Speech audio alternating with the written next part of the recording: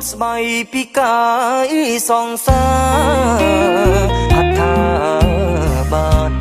អងឯកសពប្រានគ្មានសល់ត្រង់ណា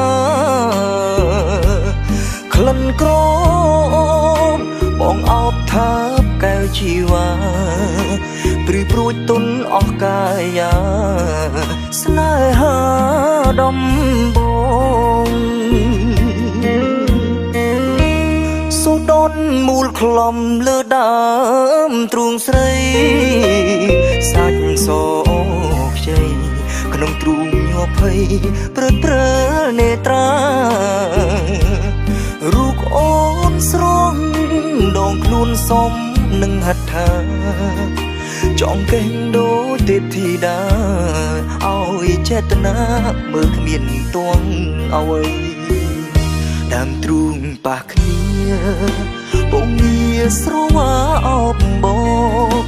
កែភ្នែកដូចបិទទាំងសងអូនសឹកប្រាប់បងថាកុំចោលស្រីអូនថាស្នេហ៍ស្មុំប្រគល់ជូនព្រមអាចារ្យចាត់បងរួមភើបលាយភ័យសែនស្ដាយពេលភ្ញាំងដឹងខ្លួន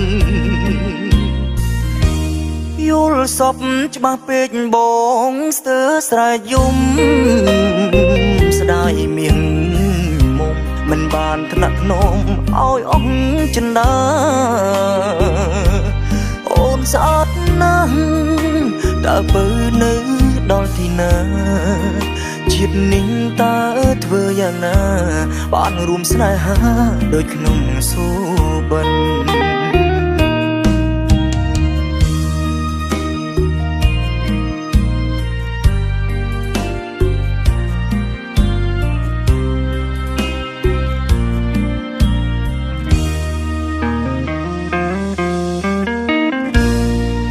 សពច្បាស់ពេកបងស្ទើរស្រែកយំស្ដាយមៀងមុំមិនបានថ្នាក់ធ្នមឲ្យអស់ចិន្តាអូនស្អាតណាស់តើបើនៅដល់ទីណា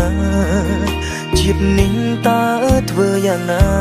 បានរួមស្នេហាដូចក្នុងសូបិន